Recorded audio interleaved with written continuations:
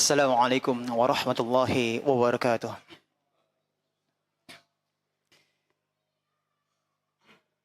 Innal hamdalillah nahmaduhu wa nasta'inuhu wa nastaghfiruh wa na'udzu billahi min shururi anfusina wa sayyiati a'malina.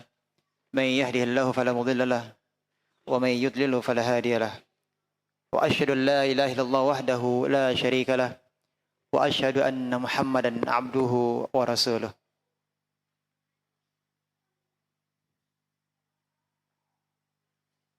Ikhwati fillah rahimakumullah. Alhamdulillahilladzi bi ni'matihi tatimmu shalihat. Kesempatan yang berbahagia ini semoga Allah mudahkan. Kita akan melanjutkan pembahasan kita dari kitab Tauhid karya Syekh Muhammad bin Abdul Wahhab rahimallahu taala. Yang menjadi pembahasan kita di kesempatan ini semoga Allah mudahkan. Bab qaulillahi ta'ala. Bab judulnya adalah firman Allah Subhanahu wa taala. Penulis mencantumkan judulnya adalah dua ayat. Ya, ini ayat yang pertama adalah Al-A'raf ayat 99 dan ayat yang kedua adalah Al-Hijr ayat 56.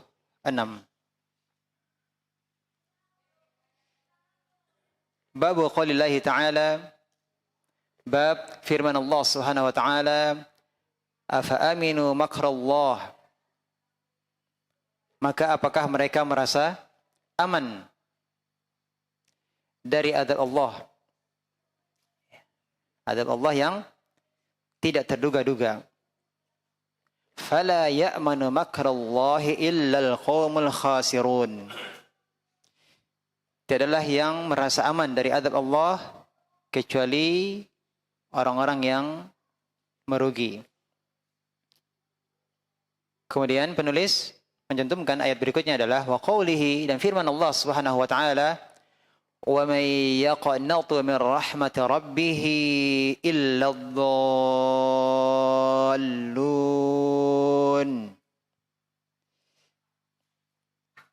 Ini Nabi Ibrahim alaihissalam, beliau berkata, tidak ada yang berputus asa dari rahmat Rabb-Nya kecuali orang-orang ad-dhallun. Ini orang-orang yang sesat. Ikhwati fillah rahimakumullah. Apa kaitannya dua ayat ini dengan pembahasan tauhid? Apa kaitannya dua ayat ini dengan tauhid? Apa kaitannya?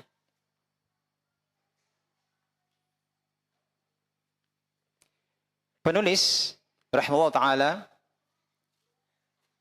menginginkan dari bab ini untuk menjelaskan bahwasanya merasa aman dari azab Allah,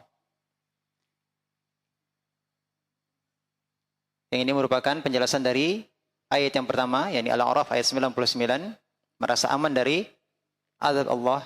Dan yang kedua, surah Al-Hijr ayat 56, yakni berputus asa dari rahmat Allah adalah merupakan dosa besar. Merasa aman dari siksa Allah dan berputus asa dari rahmat Allah, kedua-duanya adalah merupakan dosa besar. Dan yang namanya dosa itu akan meniadakan kesempurnaan tauhid. Semua dosa akan mengurangi kesempurnaan tauhid. Terlebih lagi ini adalah merupakan dosa besar, bertentangan dengan kesempurnaan tauhid. Jadi penulis rahimahullah ta'ala menginginkan agar kita pembaca berusaha untuk menjadi seorang mukmin dengan tauhid yang sempurna. Memiliki tauhid yang sempurna. Termasuk diantaranya adalah yang dapat menjadikan tauhid kita berkurang, tidak sempurna adalah merasa aman dari siksa Allah dan berputus asa dari rahmatnya. Maka wajib bagi setiap orang yang beriman untuk mengumpulkan pada dirinya dua hal ini, antara takut dan harap. Hendaklah ada pada diri seorang mukmin kedua hal ini. Apa itu? Takut dan harap. Takut terhadap azab Allah dan harap. Ini mengharapkan rahmat Allah. Ayat yang pertama, apakah mereka merasa aman terhadap makar Allah? Mereka aman dari azab Allah. Kalau kita lihat pada ayat sebelumnya, kalau kita mundur ke ayat yang ke-97, akan kita dapati firman Allah SWT, afa amina ahlul qura ay ya'tiyahum ba'suna bayataw wa hum naimun. Apakah penduduk negeri-negeri tersebut mereka merasa aman terhadap datangnya siksaan kami, yakni siksaan Allah yang akan datang kepada mereka ketika mereka tidur di malam hari. Kemudian di ayat berikutnya, ayat 98, Allah masih bertanya lagi, awa amina ahlul qura ay ya'tiyahum ba'suna duhaw wa hum yal'abun. Apakah penduduk negeri-negeri tersebut merasa aman dari datangnya siksaan kami, yakni siksaan Allah ketika penggalan matahari telah naik, yakni di waktu duha. Dan apa yang sedang mereka kerjakan? Mereka sedang bermain, bermain-main. Kalau kita tarik lagi ke belakang, di ayat yang ke-96, di situ Allah jelaskan tentang orang-orang yang beriman dan bertakwa. Wala an ahlul qura amanu wattaqau. Seandainya mereka beriman dan bertakwa, Allah akan bukakan keberkahan, pintu-pintu keberkahan dari langit dan bumi. Namun apa yang mereka kerjakan? Apa yang mereka lakukan? Mereka mendustakan ayat-ayat Allah, sehingga Allah menyiksa mereka disebabkan karena perbuatan mereka itu. Ya, karena mereka mendustakan ayat-ayat Allah, karena mereka mendustakan para rasul yang diutus kepada mereka. Ya, Allah berikan kenikmatan-kenikmatan kepada mereka. Namun bukannya mereka mensyukurinya, malah mereka mendustakan Allah SWT. Mereka mendustakan para rasul. Mereka bermaksiat. Maka Allah ingatkan tentang kesempurnaan nikmat yang Allah berikan kepada mereka. Nah, kita amati berikutnya di ayat yang ke-97 dan 98. Sebelum kita masuk pada ayat yang dicantumkan, yang disebutkan oleh penulis. Ayat 97 tadi apa? Kenikmatan. Apakah mereka merasa aman di malam hari mereka tidur? Apa kenikmatan yang Allah berikan kepada mereka? Pertama, mereka berada di negeri mereka sendiri. Berada di negeri mereka sendiri. Mereka tinggal di negeri mereka sendiri. Tidak sedang berada di negeri orang lain. Tidak sedang di pengungsian. Mereka sedang berada di negeri mereka sendiri. Di kampung mereka sendiri. Yang kedua, Allah berikan nikmat berupa keamanan. Mana buktinya? Buktinya adalah kalau kondisinya tidak aman, mereka tidak akan bisa tenang tidur di malam hari.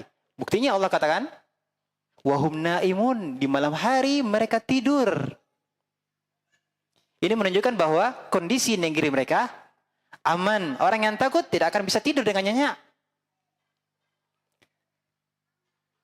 Kemudian kesempurnaan nikmat tersebut Allah sebutkan di ayat berikutnya 98. Apakah mereka merasa aman dari siksa Allah, dari azab Allah. Ketika di waktu duha, apa yang mereka kerjakan? Yal'abun, mereka bermain-main. Ini menunjukkan mereka makmur, sejahtera. Kalau tidak, seharusnya mereka mencari rizki. Mereka akan tersibukkan dengan mencari rizki. Tapi Allah katakan mereka, di waktu duha mereka bermain-main. Berarti mereka telah memiliki kelapangan hidup. Makanan sudah ada. Aman, makanan ada. Sudah selesai semuanya. Sempurna kenikmatan. Aman tapi tidak ada makanan. Nikmat atau tidak? Tidak. Banyak makanan tapi perang. Nikmat atau tidak? Tidak. Yang nikmat adalah aman, makanan banyak. Akan tetapi mereka kufur terhadap Allah Subhanahu wa taala, mendustakan ayat-ayat Allah, mendustakan para rasul. Maka Allah ingatkan mereka, apakah mereka merasa aman dari azab Allah? Merasa aman dari azab Allah sedang bersamaan bermaksiat, ini adalah dosa besar. Merasa aman dari siksa Allah. Ini adalah amal hati, ya atau tidak? Merasa aman dari siksa Allah, padahal dia bermaksiat. Harusnya dia takut terhadap azab Allah yang bisa saja datang tiba-tiba. Harusnya dia hati-hati, mawas diri. Namun dia merasa aman, santai sajalah. Hidup di dunia ini dinikmati. Ya. Apa istilahnya? Hidup di dunia faya-faya. Masa muda faya-faya, tua, ongkang-ongkang kaki, mati masuk surga. Siapa itu? Angkat tangan coba. Ada di sini. Merasa aman dari siksa Allah. Ini amal hati atau bukan? Amal hati. Dosa besar. Dan dosa ini akan menafikan, bertentangan dengan apa? Kesempurnaan tauhid. Akan mengurangi kesempurnaan tauhid.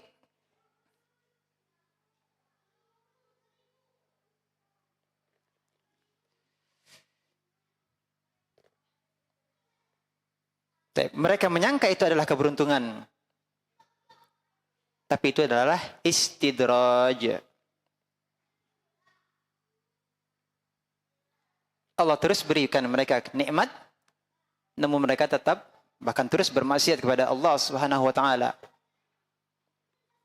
Itu adalah istidraj.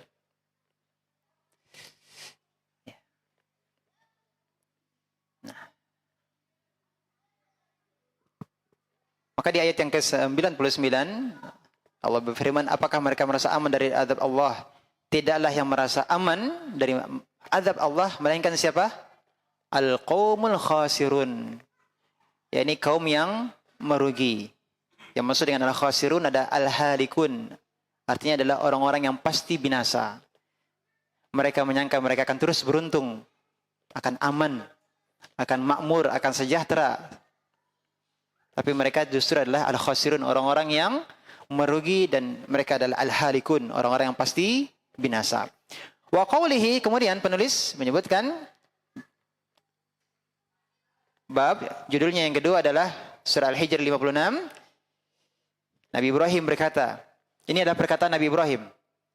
Wa may yaqnatu min rahmati rabbih illa ad-dallun. Nabi Ibrahim berkata, tidak ada yang berputus asa dari rahmat Rabbnya kecuali orang-orang yang sesat.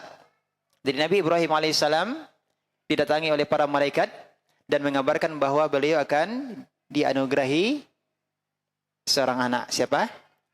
Nabi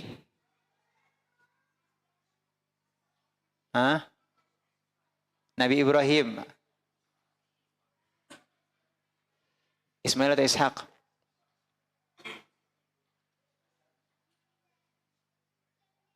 Ismail atau Ishak?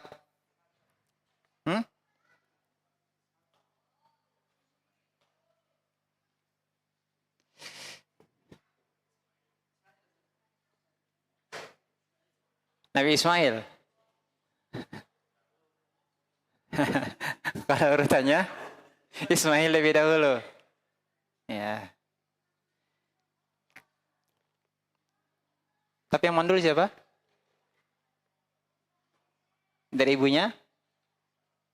Berarti Nabi Ishaq.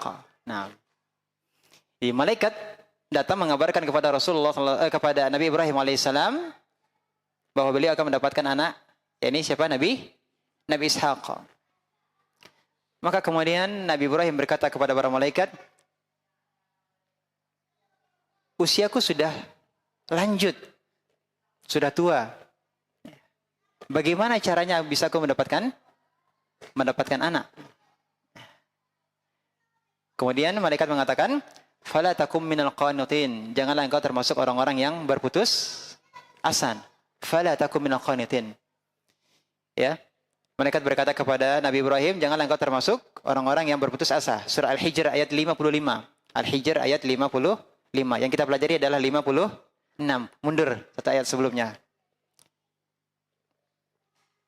Malaikat berkata kepada Nabi Ibrahim, janganlah engkau termasuk orang yang berputus asa. Kemudian Nabi Ibrahim mengatakan, bukanlah aku termasuk orang yang berputus asa. Nabi Ibrahim mengatakan, apa yang dikatakannya tadi itu bukan bermakna bahwa beliau berputus asa. Namun itu adalah sebagai ungkapan takjub. Ungkapan takjub. Ketika usia beliau sudah tua dan kondisi istri beliau mandul, kemudian Allah berikan apa? Karunia seorang anak. Nabi Ishaq alaihissalam. Berarti tidak ada yang tidak mungkin kalau Allah berkehendak. Menurut dokter, mungkin ya, apa udah tua nih? Ya. Istri udah mandul. Menurut vonis dokter, ya, udah gak akan mungkin punya anak lagi.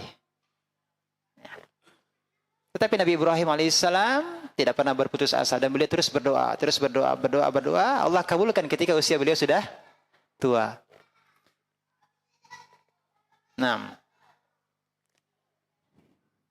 Jadi ini perkataan Nabi Ibrahim, wa may yaqnatu min rahmati rabbih illa dhallun.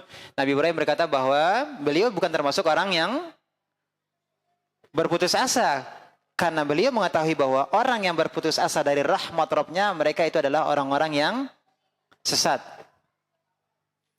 Inilah perkataan Nabi Ibrahim kepada para malaikat yang diberikan Allah Subhanahu wa taala dalam surah Al-Hijr ayat 56.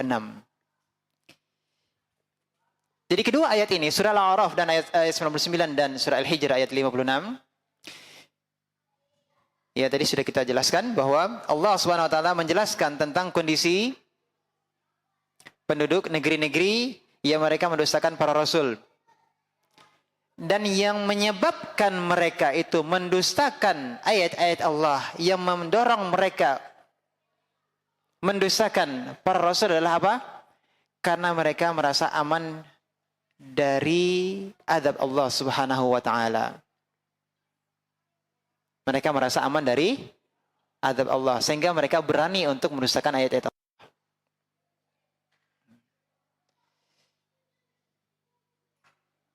Artinya mereka tidak takut terhadap istidraj tadi. Allah berikan nikmat dan mereka terus bermaksiat. Mereka tidak khawatir akan azab Allah SWT. Oleh karenanya mereka terus bermaksiat dan terus menyimpang. Dan mereka menganggap istidraj itu tidak mungkin. Artinya tidak akan mungkin Allah berikan mereka nikmat, kemudian nanti Allah akan azab mereka. Mereka merasa bahwa mereka akan terus aman. Dan inilah kondisinya orang-orang yang merugi. Merasa aman dari azab Allah.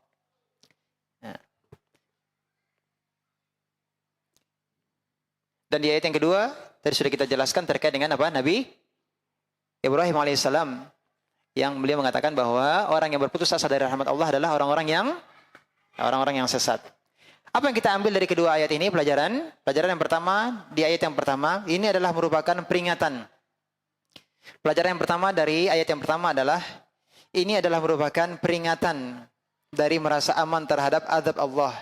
Dan hal ini, yakni merasa aman dari azab Allah adalah dosa besar. Dosa besar. Yang kedua, pelajaran yang kedua adalah terus mawas diri dari nikmat Allah yang Allah berikan kepadanya, ya, Hati-hati jangan sampai nikmat tersebut menjadi istidraj baginya. Terus mawas diri, hati-hati jangan sampai nikmat-nikmat yang Allah berikan kepadanya, jangan sampai nikmat tersebut menjadi istidraj. Membuatnya menyimpang, tidak bersyukur kepada Allah, bermaksiat.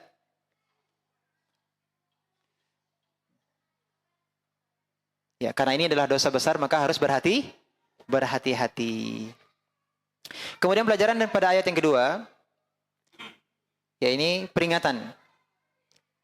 Peringatan dari peringatan agar jangan berputus asa dari rahmat Allah.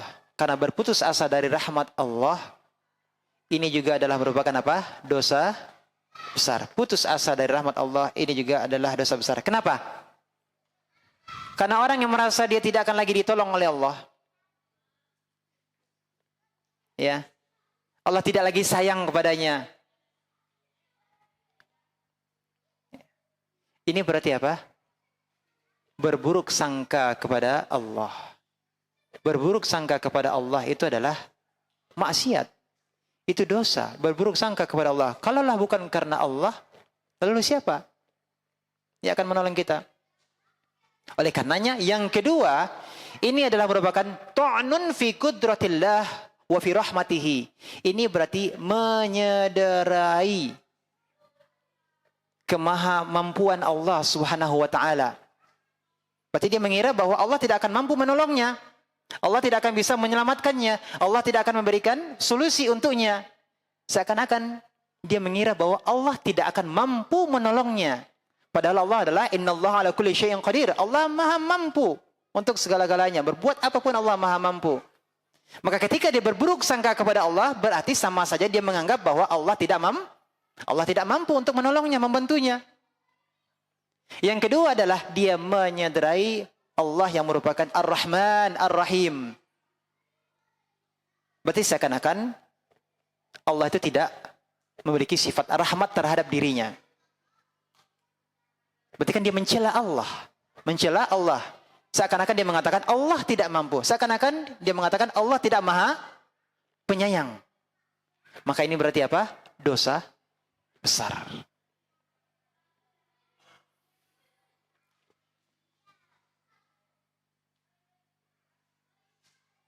Maka tidak sepatutnya bagi siapa saja yang berada dalam lembah kesulitan,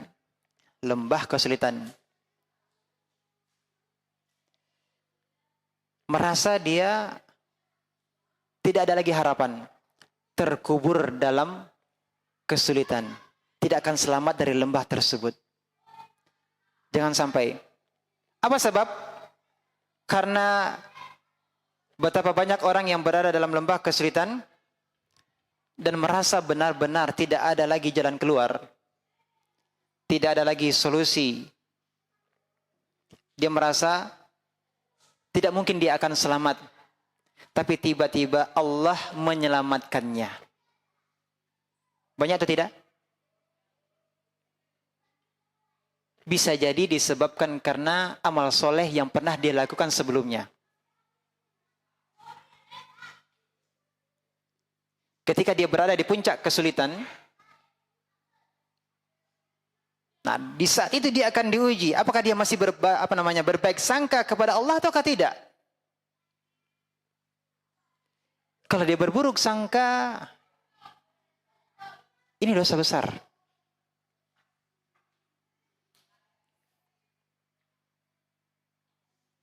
Apa contohnya? Atau siapa contohnya? Nabi Ibrahim alaihissalam. Ahsan tabarakallahu fik. Kalau kita berada di posisi Nabi Ibrahim alaihissalam, apa yang ada di pikiran kita?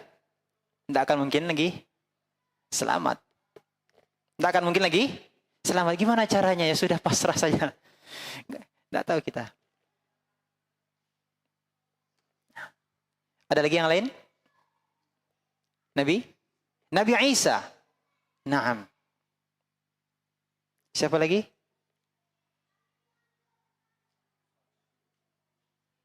Hah?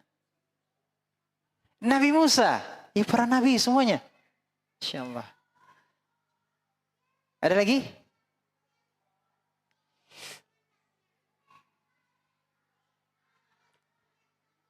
Hah? Nabi Yunus. Kenapa dengan Nabi Yunus? Berada di dalam perut ikan. Gimana kisahnya? Nabi Yunus. Nabi Yunus yang berlayar bersama kaumnya. Ada badai. Maka barang-barang semuanya harus dibuang ke laut. Kalau tidak mereka akan tenggelam. Ya. Namun masih ada kekhawatiran kapal juga akan tenggelam, akan karam. Maka harus ada di antara penumpang yang terjun ke laut. Maka kemudian mereka mengundi. Yang keluar nama Nabi Yunus. Diundi lagi, mereka merasa tidak enak. Karena harus Nabi Yunus yang terjun ke laut. Mereka undi lagi, masih keluar nama Nabi Yunus. Yang ketiga kali lagi mereka undi, masih nama yang sama. Berarti ini memang harus Nabi Yunus yang harus terjun ke laut. Terjun ke laut dan dimakan oleh ikan.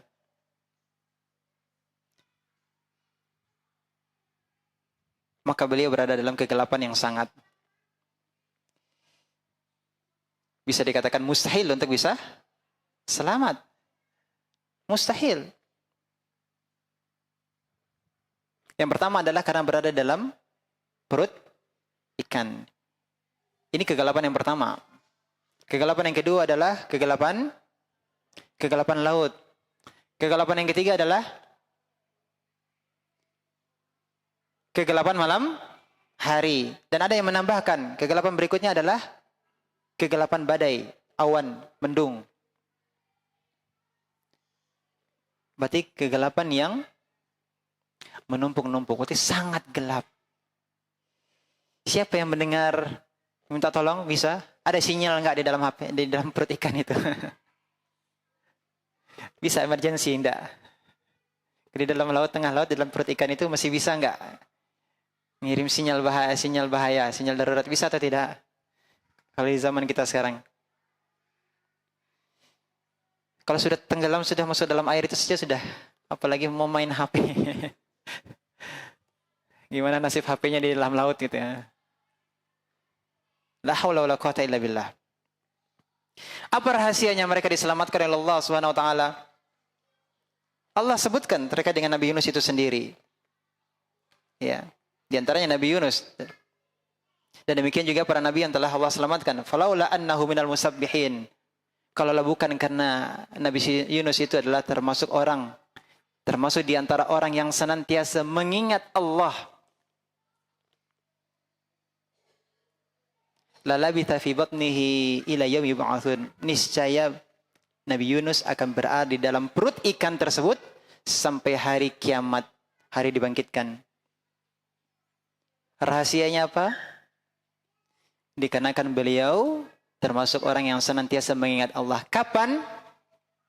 Di saat lapang. Oleh karenanya Rasulullah SAW ingatkan, ta'arraf ilallahi firraha ya'rifka fi syiddah. Kenalkan dirimu kepada Allah di saat lapang, Allah akan kenal. Allah akan mengenali dirimu di saat sempit.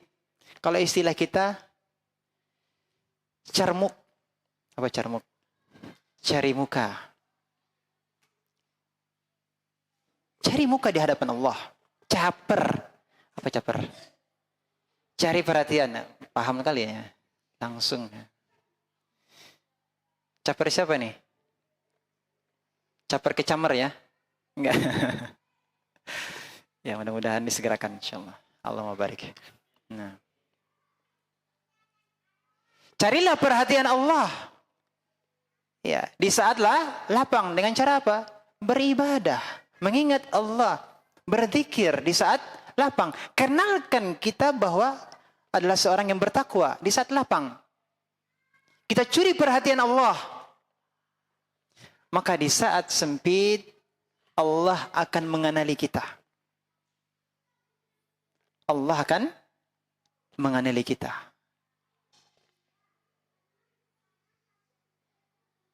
Termasuk kisah tentang 3 orang yang berada di dalam goa. Pernah dengar kisahnya? Sering ya, udah nggak asing lagi kisah ini. Yang terkurung di dalam goa 3 orang. Tertutup. Batu besar. 3-tiganya tidak bisa mendorong batu tersebut. Tidak bisa keluar. Kita katakan itu mustahil untuk bisa selamat. Untuk bisa keluar hidup-hidup itu rasanya mustahil. Siapa yang akan menolongnya? Karena tidak ada orang yang tahu. Kalau seandainya ada orang yang melihat kejadian tersebut, bisa saja menolong dari luar. Ini tidak ada yang tahu. Siapa yang tahu? Hanya Allah. Maka ketiga orang tersebut masing-masing berdoa dengan apa? Dengan amal soleh mereka. Ada yang berdoa dengan apa? Berdoa dengan ketakwaan mereka, yakni berbakti kepada orang tuanya. Bergeser sedikit, belum bisa keluar. Ada yang berdoa dengan ketakwaannya, yakni pada dahulunya dia akan hampir saja melakukan zina, namun wanita tersebut mengatakan ittaqillah, ya, bertakwalah kepada Allah. Ya.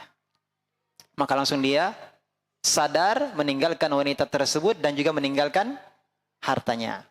Dia tidak ambil pergi, tidak ambil membawa hartanya, dia tinggalkan dengan wanita tersebut. Karena Allah. Jadi berbakti karena Allah, dia meninggalkan zina karena Allah, dan satu lagi karena amanahnya. Apa amanahnya? Ada seorang karyawannya, anggotanya, ya, yang semuanya sudah dibagikan gajinya, ada yang satu yang ketika pembagian gaji absen, tidak hadir, tidak datang. Jadi hartanya tersebut, gajinya tersebut kemudian dikembangkan oleh majikannya, oleh bosnya. Setelah berkembang, harta yang banyak, suatu waktu kemudian mantan karyawannya tadi balik lagi, minta gajinya, honornya yang belum diberikan. Hanya minta apa? Hanya minta gajinya yang belum diberikan. Tapi bosnya amanah dan mengatakan bahwa uangnya tersebut telah dia gunakan untuk apa? Untuk mengembangkan usaha. Inilah semuanya hasil dari gajimu yang aku gunakan, yang aku kembangkan.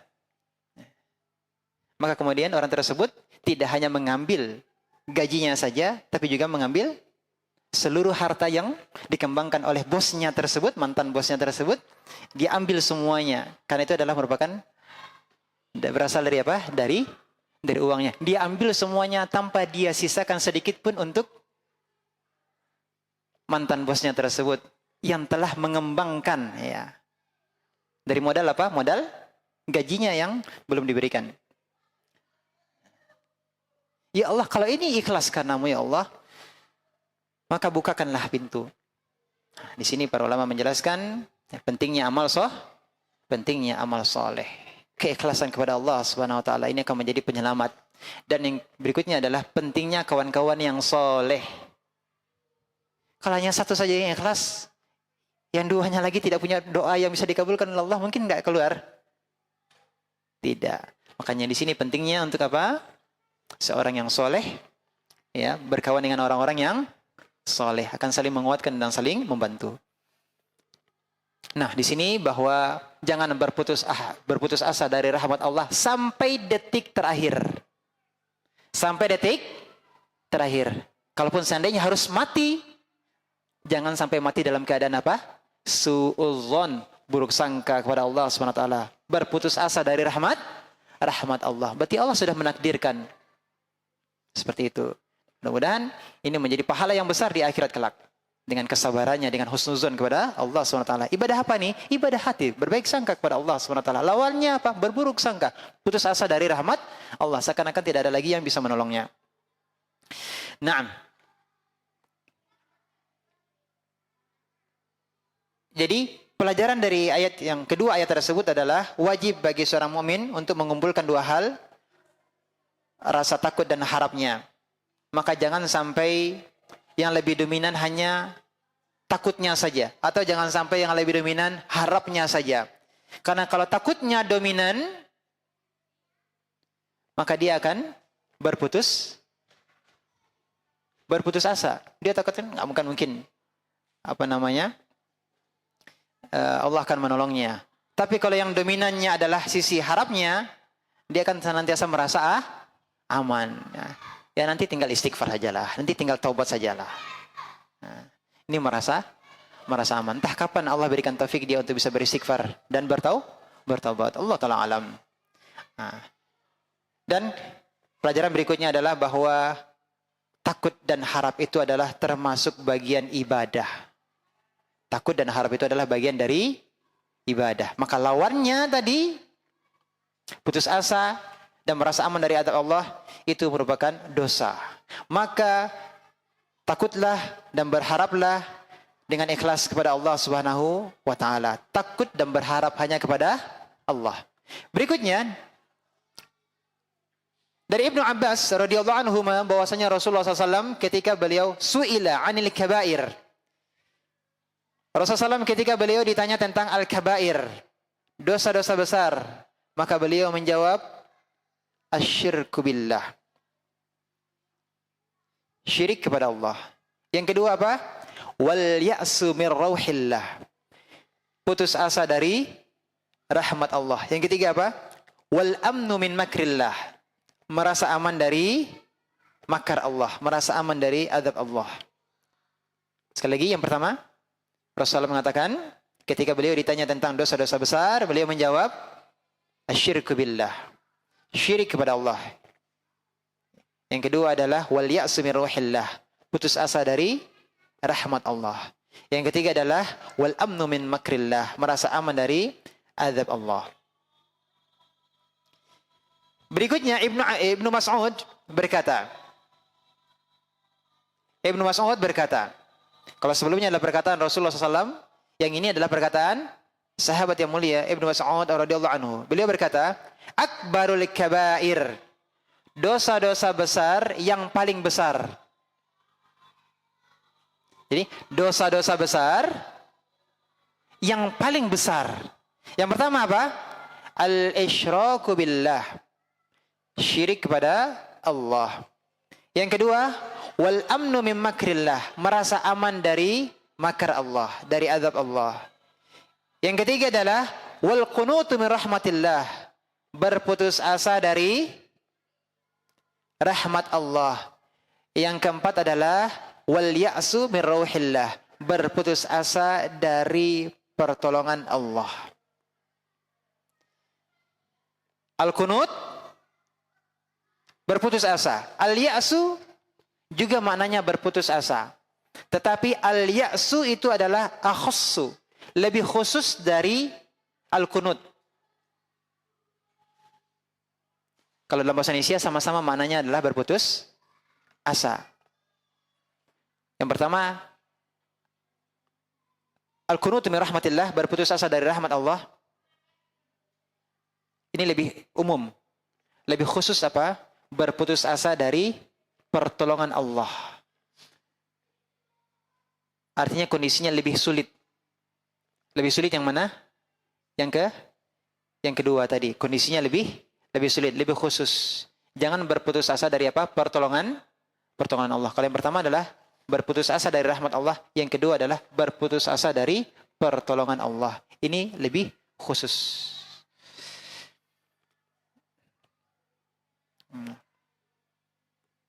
Inilah kayanya bahasa Arab ini ya. Kayanya bahasa Arab. Kalau terjemahkan sama-sama maknanya ada putus asa. Tapi khotibillah rahimakumullah.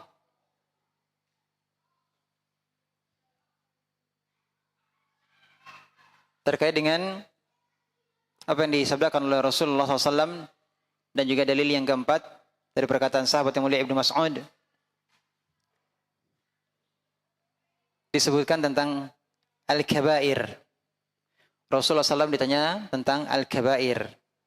Dan Ibnu Mas'ud menjelaskan tentang akbarul kabair. Apa yang dimaksud dengan al-kabair? Al-kabair adalah jamak dari kabirah. Kabair jamak dari kabirah. Artinya adalah dosa besar. Jadi kalau kabair berarti dosa-dosa besar. Kabair berarti dosa-dosa besar. Jamak, bentuk jamak. Berarti ada dosa besar, ada dosa kecil. Kapan dosa itu dikatakan sebagai dosa besar? Apa tandanya kalau dosa itu adalah dosa besar? Artinya amal tersebut, maksiat tersebut itu adalah merupakan dosa besar, bukan dosa kecil. Dari mana kita tahu? Ada yang bisa menjawab?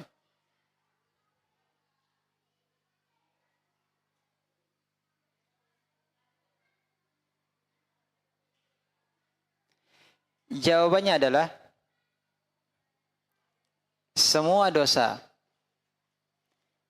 yang pelakunya diancam oleh Allah Subhanahu wa taala. Pertama, diancam dengan nar. Diancam dengan apa? Neraka. Atau diancam pelakunya dengan laknat. Allah melaknat.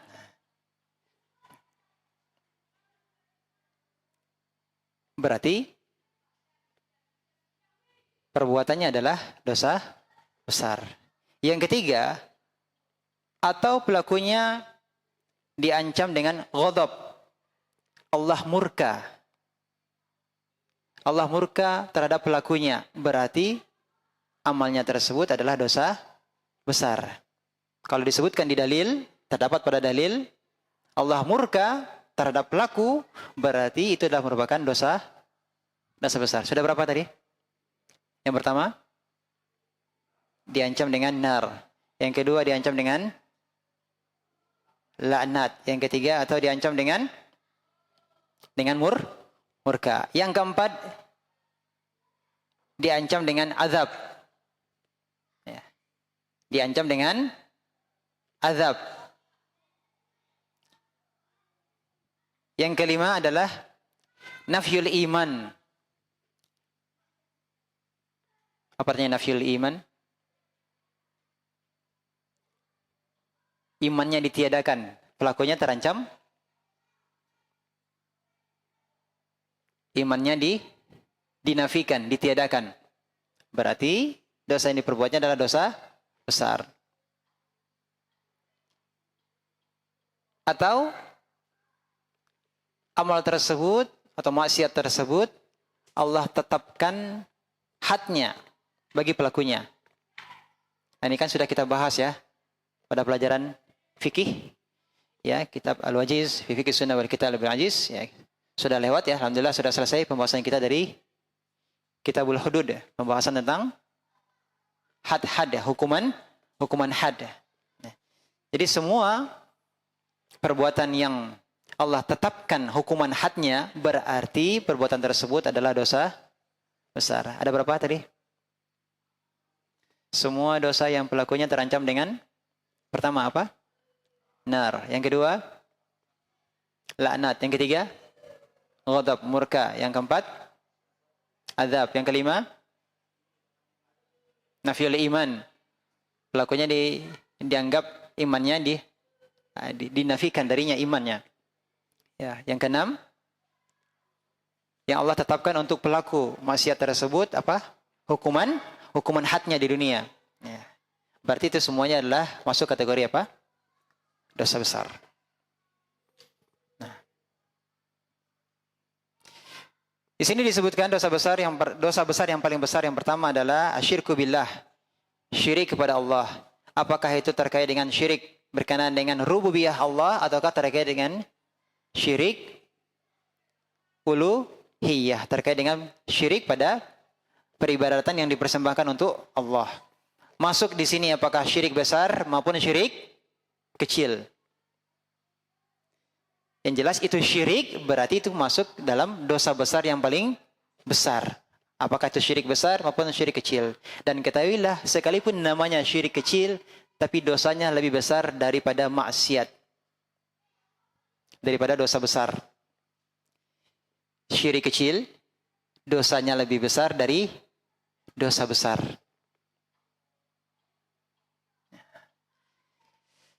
Taib. Kemudian yang dimaksud dengan al-amnu min makrillah, merasa aman dari makar Allah atau azab Allah adalah dia bermaksiat kepada Allah dengan nikmat yang terus diberikan Berarti ini adalah apa tadi? Istidraj. Dia merasa dia bermaksiat kepada Allah dengan nikmat yang terus Allah berikan kepadanya. Ini berarti al-amnu min makrillah. Ini termasuk dosa besar, merasa aman dari azab Allah.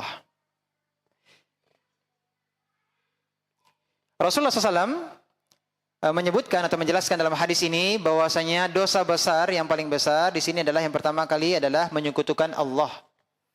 Apakah terkait dengan rububiyahnya ataupun terkait dengan peribadatan kepadanya.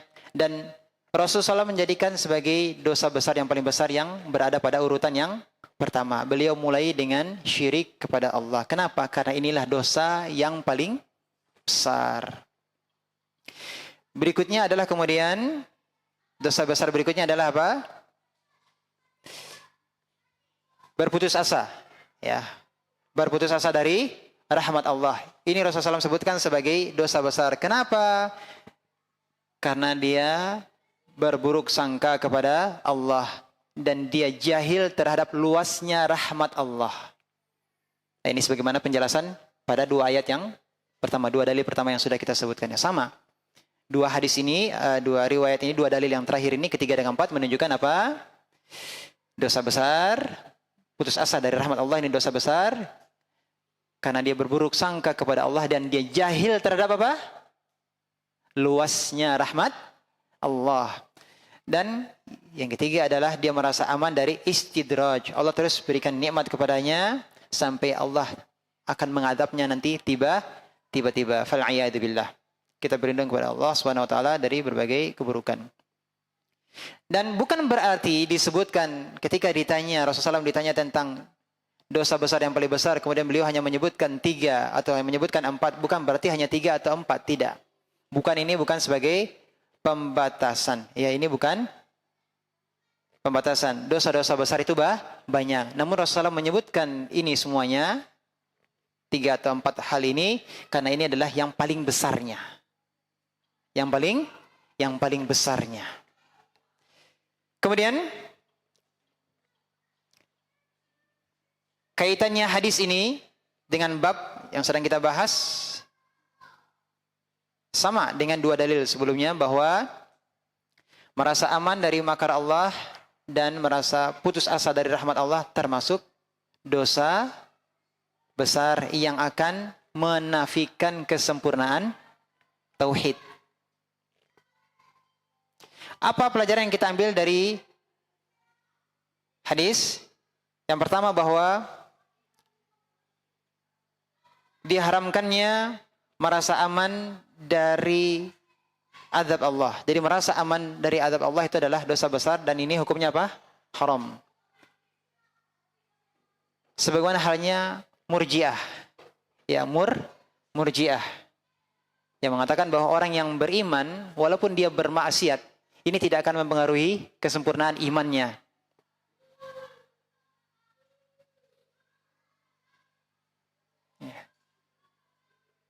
Seperti rojaknya di sini yang besar gitu kan, sampai tidak takut terhadap azab Allah.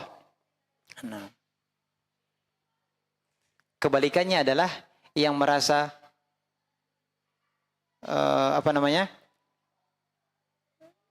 yang berputus asa dari rahmat Allah. Yang berputus asa dari rahmat Allah. Contohnya apa? Khawarij. Yang mengatakan bahwa pelaku dosa besar tidak akan mendapatkan rahmat Allah pada hari kiamat kelak. Mereka tetap akan masuk ke dalam neraka selama-lamanya. Tidak akan mendapatkan rahmat Allah berupa surga. Pelaku dosa besar di bawah kesyirikan, menurut mereka tetap akan masuk ke dalam neraka dan tidak ada kesempatan mereka untuk masuk ke dalam surga. Berarti mereka menafikan rahmat Allah untuk pelaku dosa besar. Padahal Allah SWT telah berfirman, Inna Allah la yaghfiru ayyushraka bih wa yaghfiru ma duna dzalika liman yasha. Allah tidak akan mengampuni dosa syirik. Adapun dosa yang berada di bawah tingkatan syirik akan Allah ampuni. Tapi catatannya adalah liman yasha, bagi siapa yang Allah kehendaki. Artinya kalau Allah kehendaki untuk diampuni pelaku dosa besar tersebut yang dosanya di bawah level syirik, bisa saja tidak diadab oleh Allah, akan dimasukkan ke dalam Surga. Namun kalau tidak diampuni oleh Allah Subhanahu wa taala, maka masuk dulu ke dalam neraka terlebih dahulu untuk diazab. Tapi menurut Khawarij, yang sudah masuk neraka ini tidak akan masuk ke dalam surga. Yang berarti menafikan apa? Rahmat Allah. Berbeda dengan Murji'ah tadi. Kalau Murji'ah tadi, seorang mukmin tetap sempurna imannya. Maksiatnya tadi tidak akan mempengaruhi imannya. Berarti merasa aman dari azab Allah. Nah, dan kedua-duanya tidak benar. Pelajaran berikutnya adalah syirik termasuk dosa yang paling besar, ya, dan termasuk dosa besar yang paling besar. Dan yang terakhir adalah wajib bagi setiap hamba untuk menggabungkan dua hal. Apa itu? Khauf dan roja, takut dan harap. Dalam setiap keadaan dia berusaha ada pada dirinya dua hal ini, khauf dan roja. Ketika dia takut, jangan sampai kemudian hilang darinya bergantungnya atau harapannya kepada Allah Subhanahu wa taala.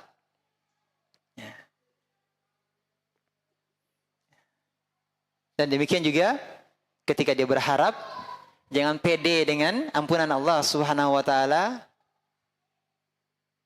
kemudian masih terus bermaksiat. Tapi harus ada rasa takutnya. Berarti kedua-duanya harus ada. Rasa takut dan rasa berharap. Terakhir,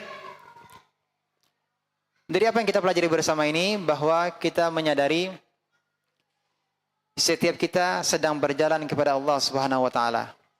Kita semuanya sedang berjalan menuju Allah Subhanahu wa taala. Dan kita masing-masing akan ditimpa dua rintangan. Rintangan menuju Allah. Ya. Kita akan ditimpa dua rintangan. Apa itu? Rintangan yang pertama adalah merasa aman dari, apakah kita merasa aman dari azab Allah? Yang kedua adalah, apakah kita merasa putus asa dari rahmat Allah? Kehidupan kita akan mengalami dua hal ini.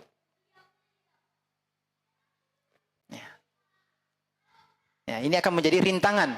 Ya, menjadi rintangan. Maka barang siapa yang ditimpa mudarat atau hilang darinya yang dicintainya atau luput darinya sesuatu yang disukainya,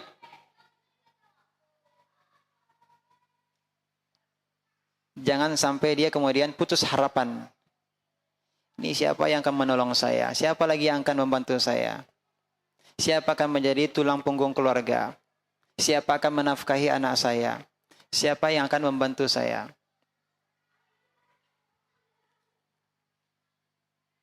Ini berarti apa? Hilang darinya apa? Tidak putus asa. Putus asa. Harusnya dia berharap kepada siapa? Harusnya dia berharap kepada Allah Subhanahu wa taala.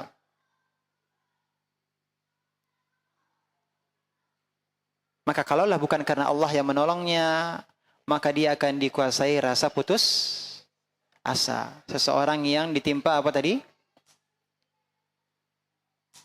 Ditimpa kesulitan, ditimpa musibah, kehilangan sesuatu yang dicintainya. Kalaulah bukan karena Allah yang menguatkannya, maka dia akan diliputi oleh rasa apa? Putus asa. Dan dia menganggap bahwa solusi, jalan keluarnya itu jauh. Orang kalau sudah putus asa, dia menganggap tidak ada lagi solusinya, Ustaz. Tidak ada lagi jalan keluarnya, Ustaz. Pupus sudah harapan. Padahal seharusnya dia tetap berprasangka kepada Allah dan melakukan sebab yang bisa mengeluarkannya dari kesulitan. Dia harus tetap melakukan apa? Usaha. Harus tetap berusaha. Melakukan bagaimana dia keluar dari kesulitan dan bertawakal kepada Allah. Bab tawakal sudah lewat, baru berlalu. Terkait dengan amalan hati, ada keterkaitannya. Bab sekarang yang kita bahas dengan bab sebelumnya, saling berkaitan. Dan yang kedua, rintangan yang kedua adalah merasa aman dari azab Allah. Kalau orang sudah merasa aman dari azab Allah, maka dia terus-menerus betah untuk melakukan maksiat. Bersama dengan itu, Allah tetap terus memberikan nikmat kepadanya. Allah kasih terus dia nikmat, dikasih dia nikmat. Dia tetap bermaksiat. Nah. Sehingga kemudian dia merasa bahwa, oh yang saya perbuat ini berarti benar. Berarti saya berada di atas yang hak. Nah ini lebih parah lagi. Kalau orang masih menyadari ini adalah salah satu kesalahan, masih ada harapan dia untuk bertobat. Musibahnya lagi adalah kalau dia tidak menyadari itu adalah maksiat. Kalau yang dikerjakan itu adalah suatu yang batil, yang bertentangan dengan syariat Allah, itu musibah yang lebih parah lagi. Dia akan terus bermaksiat. Disebabkan karena apa? Kejahilannya akan agama Allah. Kejahilannya akan tauhid, akidah yang benar. Maka satu sisi dia berbuat dosa maksiat besar, bahkan syirik. Dosa besar. Allah kasih dia nikmat. Walaupun ada orang yang menegurnya, mendakwahinya, dia merasa, kalau saya salah pasti Allah sudah akan adab saya.